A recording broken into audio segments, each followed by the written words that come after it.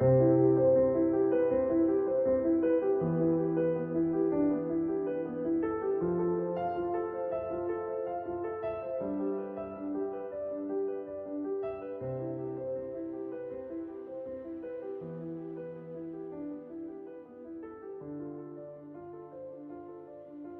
you and I, we're about to go on a little adventure together. That adventure is going to span 118 years of Tudors, and it's going to be one generation at a time. How does that sound to you? I'll be your host this evening. My name is Christina. Thank you for joining us here at my Tudor era Tapestry.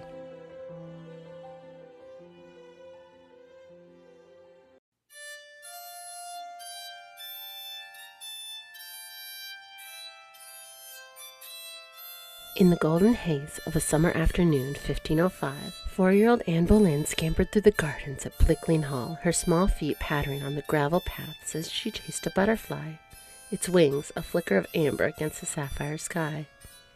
The air was sweet with the scent of honeysuckle and grass, the hum of bees, a soft lullaby weaving through the rose bushes that framed the Norfolk manor. Anne, clad in a simple kirtle, her dark hair tumbling loose from a ribbon, bore the spark of mischief in her coal-black eyes.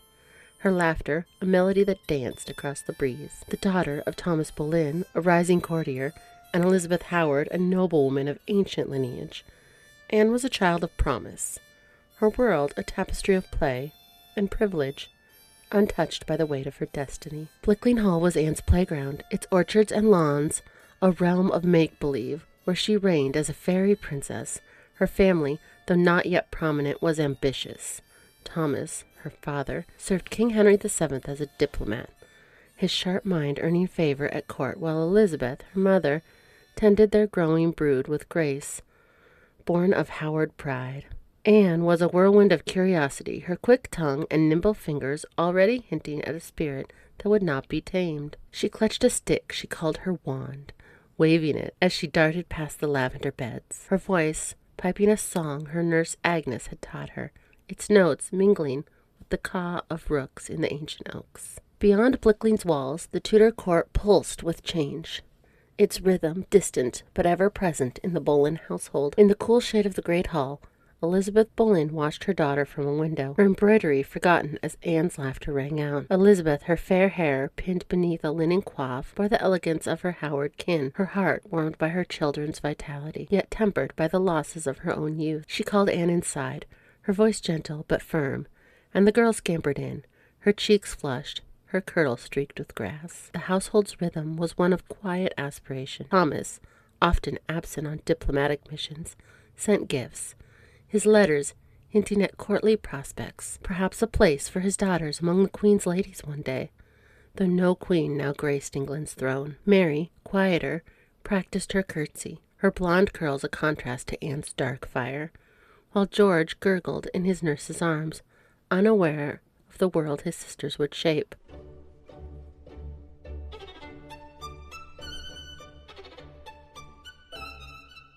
In early 1506, 20-year-old Dowager Princess Catherine of Aragon found herself adrift in a sea of uncertainty at English court. Holed up at Durham House in London, she grappled with the mounting financial woes and diplomatic indifference. Her father, King Ferdinand, dragged his feet on the remaining dowry payments, while her father-in-law, the shrewd King Henry, dithered over whether to marry her off to his surviving son, 14-year-old Prince Henry. It was a limbo of faded gowns and fading hopes, until fate tossed an unexpected lifeline.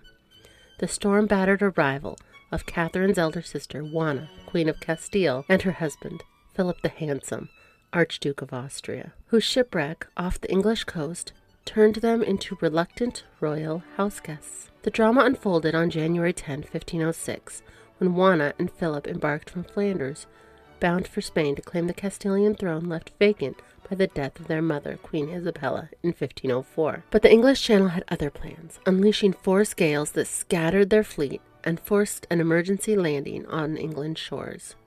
King Henry VII, never one to miss a political windfall, seized the moment to court the influential Habsburgs, whisking the couple and their retinue to the grandeur of Windsor Castle, where they lingered, as honored and somewhat captive visitors, until April 21, 1506. For Catherine, this mishap was a godsend, a chance to embrace her sister after a decade apart, since Juana had sailed for Flanders in 1496 for her own arranged marriage when Catherine was just 10.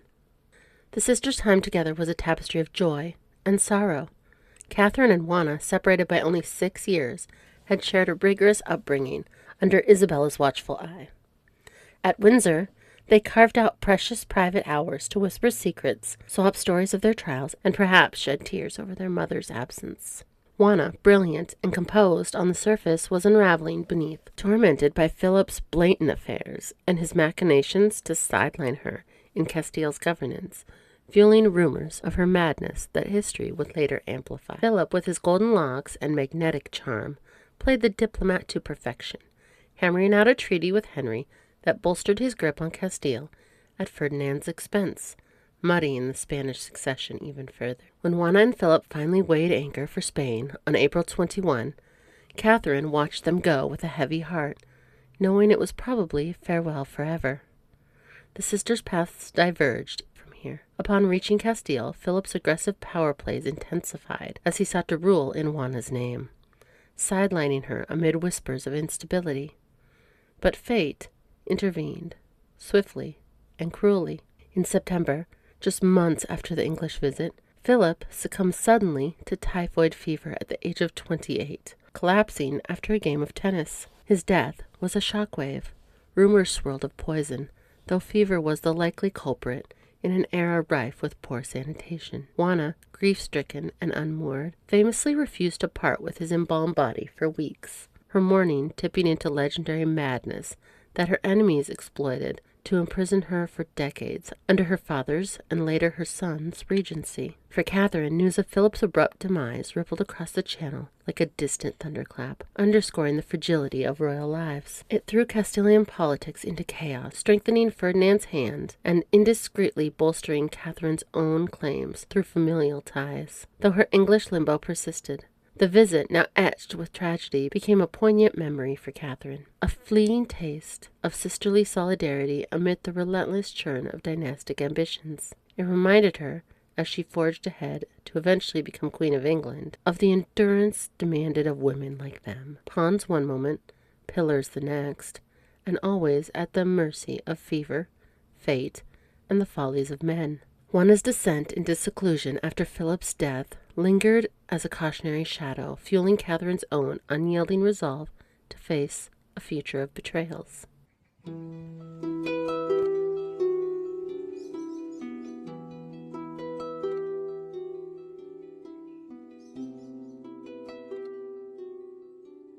In the gentle bloom of 1506, Sion Abbey stood serene on the banks of the Thames, its stone cloisters bathed in the soft light of April, where the river's murmur mingled with the chant of Byzantine nuns.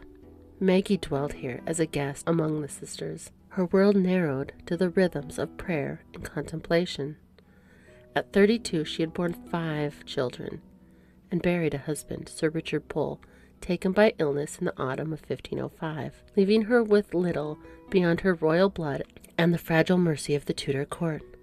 The abbey's walls, adorned with images of the Virgin and the Passion, offered sanctuary, yet they could not shield her from the quiet ache of reduced circumstances. Her once noble household dissolved into the simplicity of monastic lodgings. The air carried the fresh scent of budding herbs from the sisters' gardens, and the faint incense of the chapel, where Maggie often knelt, her black gown a mark of mourning that blended with the nun's habits. She had come here with her younger children, Ursula, bright-eyed and curious, Geoffrey, sturdy and solemn, while her elder sons, Henry and Arthur, were placed in noble households to ease her burden. And little Reginald, devoted to the church, sent across the river. The stipend arrived monthly from the king's mother, Lady Margaret Beaufort, a measured generosity, enough for bread, ale, and modest alms, but a reminder of dependence on the very dynasty that had eclipsed her Plantagenet line. Margaret Beaufort, now in her 63rd year, had long extended her protection to kin like Margaret Pole, bound by the ties of blood through Sir Richard's mother, a shared Lancastrian heritage. Yet her aid was prudent, tempered by the king's wary eye on any with Yorkist claims. In her chamber at Sion, overlooking the Thames, where the barges glided toward London, Maggie read letters from her children, their words a tether to the world beyond the enclosure. She thought of her brother Edward, lost to the Tower years before, and the fragile peace her marriage had brought. Here, the sisters' devotion to St. Bridget's rule, the daily offices, the reading of sacred texts, she found a measure of peace, her quiet faith a fortress against uncertainty. The abbesses and nuns welcomed her, sharing their library's treasures and the solace of shared meals in the refectory, where silence reigned, save for the reader's voice. Spring brought renewal, primroses along the river bank, and the swell of birdsong.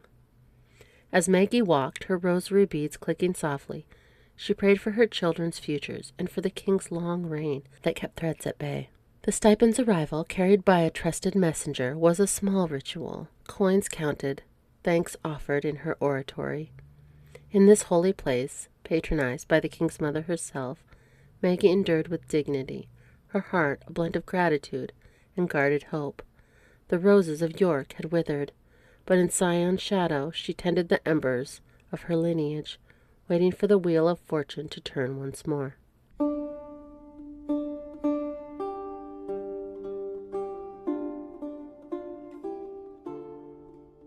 In the soft glow of summer, 1506, Janie Parker, a lively 1-year-old, toddled through the sunlit halls of her family's manor, her tiny steps a quiet promise in a household poised on the edge of ambition. Janie was the cherished eldest daughter of a family climbing the Tudor ladder. The manor, with its timbered walls and sprawling fields, was a haven of ritual rhythms. Hay bales stacked, orchards blooming, far from the sharp intrigues of London, yet touched by the court's distant pulse through her father's service. At one, Jane's world was a blur of sensation. The warmth of her nurse's arms, the jangle of a silver rattle gifted by a visiting family, and the cooing of lullabies that lulled her to sleep in a carved wooden cradle. Alice, her mother, was a steady presence, her piety shaping the household's daily prayers in a small chapel. Henry Parker was often absent on royal errands, carrying dispatches to the Low Countries or attending the king at Richmond. He returned with tales of courtly splendor, his eyes bright with plans for his daughter's future. The Parkers' modest wealth, boasted by Henry's favor with King Henry VII, ensured Jane's early days were cushioned, her swaddling clothes sewn with care, her first teeth greeted with a coral teether, a luxury for the gentry. The summer of 1506 was a time of consolidation for the Tudors, with Henry VII tightening his grip on the throne 2 decades prior. The court buzzed with the aftermath of Philip the Handsome and Juana of Castile's storm-driven visit, a diplomatic coup that Jane's father had witnessed, his role in the king's service knitting the Parkers closer to power. Jane, oblivious to such matters, babbled in her mother's lap, her dark eyes tracking the flutter of a butterfly through an open window. For now, Janie's world was simpler, rooted in the manor's quiet joys and the cluck of hens in the courtyard, the scent of her mother's lavender sachet, the gentle hum of a household nurturing its newest hope.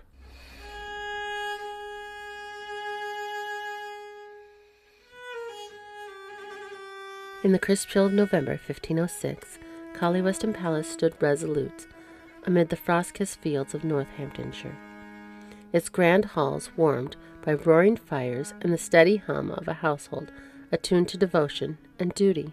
Margaret Beaufort, now in her 63rd year, moved through her chambers with the measured grace of one whose body ached from years of trial, yet whose mind remained a blade honed by ambition and faith. The air carried the sharp tang of wood smoke and the faint sweetness of dried herbs from the still room, where her physicians compounded remedies for the rheumatism that gnawed at her joints, a legacy, perhaps, of that perilous birth so long ago. Widowed these 2 years past, she had long since chosen a life of chastity, her black gowns a testament to her piety and resolve, her days ordered by the hours of prayer in her private chapel. Collie Weston was her favorite retreat. It was a fortress of her own making. Here, amid tapestries of saints and scholars, she oversaw the final touches of her endowments, the statutes for Christ's College, illuminated and signed in her steady hand. The statutes for Christ's College, illuminated and signed in her steady hand. a beacon for learning that would outlast her mortal frame. Letters arrived from court, bearing news of her son's cautious diplomacy. The shipwrecked Philip of Burgundy and his wife Juana, lavishly entertained earlier that year. Margaret's quill scratched replies, her counsel ever a subtle thread in Henry's web, guarding the Tudor rose against lingering thorns. She thought often of her grandchildren, young Henry, robust and golden, already knighted in distant honors, Mary, gentle and promising, and, far north, Meg, whose letters spoke of a queenly poise Margaret had nurtured. The loss of Queen Eliza still shadowed her prayers, a wound shared with her son, who now pondered remarriage in the quiet aftermath of grief. In her oratory, Margaret knelt on cushions softened for her stiffening knees, lighting candles for the dynasty she had forged from exile and peril. Servants moved softly through the corridors, draping hearths against the November bite, while in the great hall her household gathered for measured feasts, no excess, but sustenance for body and soul. Margaret, her wealth a bulwark for learning and charity, reviewed accounts with her steward, ensuring legacies endured, professorships founded, translations commissioned, the mirror of gold for sinful souls, fresh from the press. She was no longer the young heiress, bartered in war's chaos, but the king's mother, her signet, Margaret Aur, as a mark of near-regal authority, as frost-etched patterns on windows. She resolved anew, her faith unyielding, her vigilance eternal, to shepherd the Tudor line through winter's grasp. Her prayers a vow that the roses she had planted would bloom defiant against the cold.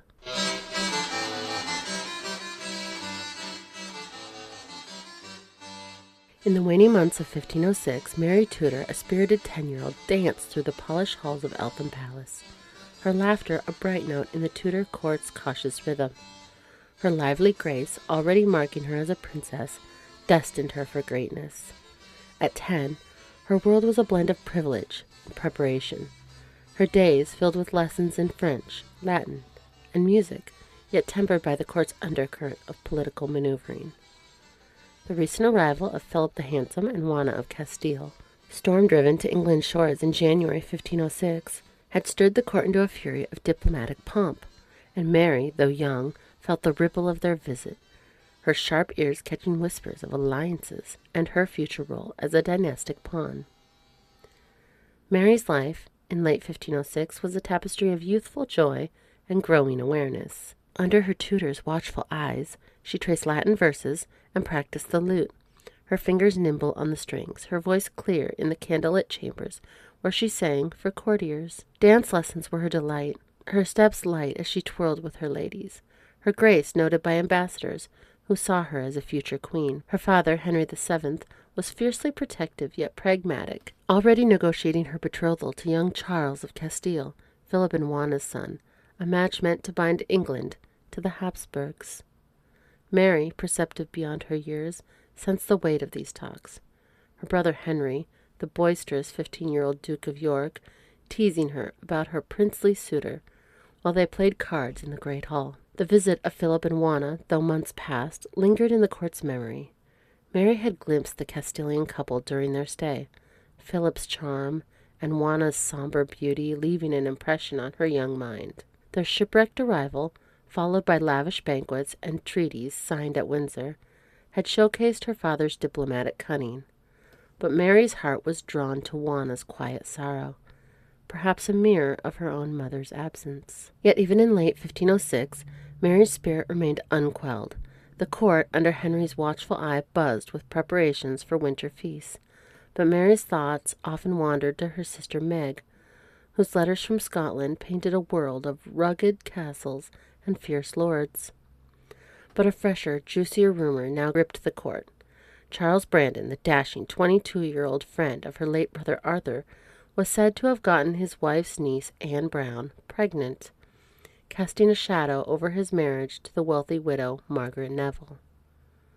At 10, Mary balanced innocence with the budding sense of her place in the dynastic chess game, her charm a spark in a court poised between celebration and calculation. As the year drew to a close, she stood as a Tudor rose, bright, resilient, and unaware of the grand perilous path that would one day lead her to the crown of France.